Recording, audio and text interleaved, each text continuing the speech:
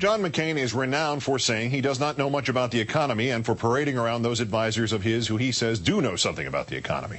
Our third story tonight, a countdown special report on the price of gas and how McCain's chief economic advisor, among others, helped create and defend pivotal legislation that unleashed speculators to run up gas prices. It is, in essence, a legalized form of insider trading, deregulation that lets speculators overwhelm trading in oil futures, those complicated contracts that let commercial users of oil hedge their bets about future price and supply fluctuations by agreeing to prices and delivery dates ahead of time. Since this legislation passed, gasoline prices have more than doubled, and commodity traders have made tens of millions of dollars, devastating thousands of small companies that deal in oil and creating the risk of a speculative bubble popping. How does McCain fit in? The road connecting him to $4 gas begins with Enron. Soon after Enron's birth as a power supplier in the 1980s, CEO Ken Lay decided he could make more money betting on electricity futures, especially if government regulators didn't stop him from cornering the market and gaming the system. Under the first President Bush, an obscure agency called the Commodity Futures Trading Commission obliged Ken Lay. The CFTC chairwoman, Wendy Graham, left Enron alone. When Bill Clinton beat Bush, it took only 1 week before Enron asked Graham to lock in her hands-off position as official CFTC policy. Graham started the process. The CFTC approved it after she left on Clinton's inauguration day. 5 weeks later, she took a part-time post on Enron's board of directors and wound up earning more than $900,000 over the next decade. Clinton never undid Graham's changes. Fast forward to the year 2000 and Bush v. Gore. In the chaos of constitutional crisis, Enron got a law passed containing what is now known as the Enron Loophole. Where Graham deregulated individual trades, the Enron Loophole deregulated entire markets, online markets. Enron had just started its own online market and set its sights on the state of California. Over the next 6 months, California suffered 38 rolling blackouts as Enron used artificial shortages, bogus deals, and total knowledge of the market as sole owner of its own online market to treble California's energy bills. In the dark, regulators had less power than California did, leaving Enron laughing about it. All that money you guys stole from those poor grandmothers of California? Yeah, Grandma Millie, man. Yeah, now she wants money back for all the power you charged right up, jammed right up her $250 a megawatt hour. The Enron loophole applied to all energy commodities, oil, propane, natural gas. So today, oil futures are driven by speculators, free from any regulatory oversight. Now you can't just blame OPEC anymore.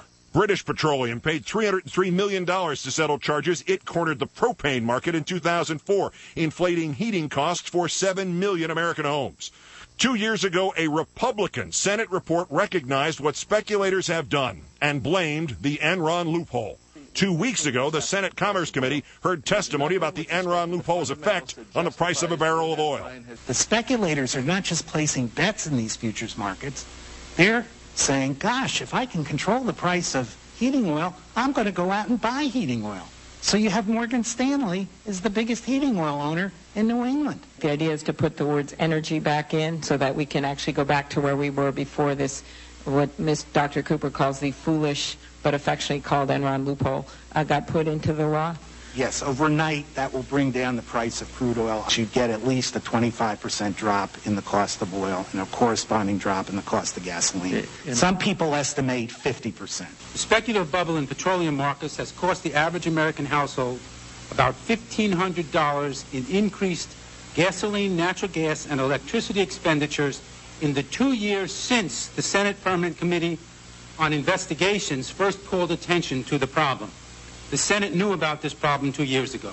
John McCain seemed to understand this problem even earlier. In 2002 and 2003, he voted with the minority to close the Enron loophole. We're all tainted by Enron's money, he said. Enron made a sound investment in Washington. It did them a lot of good. Where they really do well is around the edges, the insertion of an amendment, the Enron loophole, into an appropriations bill. But for most of this campaign, McCain has offered explanations other than the influence of speculators and remedies other than regulation? We can develop alternate energy sources. Will alternative energy fix things without closing the Enron loophole? And what's going to happen when you get all this new clean energy is the banks are going to go into those markets and rob those guys blind, like they're robbing the gas station owners and heating oil dealers in this country right now. What about McCain's idea to stop filling America's strategic reserve? These institutions acting as a herd are accumulating much larger, or setting aside much larger reserves than the strategic reserve is. It's a multiple. John McCain doesn't talk about the Enron loophole anymore. One McCain advisor reportedly said he no longer even has a position on it. And when the bipartisan Farm Bill shut the Enron loophole last month, John McCain opposed the Farm Bill, citing its spending levels. What changed? Since 2006, John McCain's top economic advisor has been former Texas Senator Phil Gramm, husband of the former CFTC head who then joined Enron. McCain chaired Graham's 1996 presidential race with Ken Lay as regional chairman. It was Graham who passed the Enron loophole, partially written by Enron itself, with no hearings, with no debate. It was Graham who stopped Democrats from closing the Enron loophole, and it was Graham who became vice chairman at the Swiss financial firm UBS in 2002, less than a year after UBS bought the shattered remains of Enron's energy trading arm. Federal lobbying forms reviewed by Countdown show that Graham lobbied Congress about commodity trading rules in 2006, and that his company, specifically his former aide John Sabercool, now a UBS lobbyist, lobbied the Senate as recently as last year against the Close the Enron Loophole Act, without actually calling it that. McCain's finance co-chair, Wayne Berman, lobbied just last year for Chevron and for the American Petroleum Institute against the Price Gouging Prevention Act. And this year, the lobbying firm for which Berman serves as managing director was hired by the New York Mercantile Exchange to lobby against the Close the Enron Loophole Act.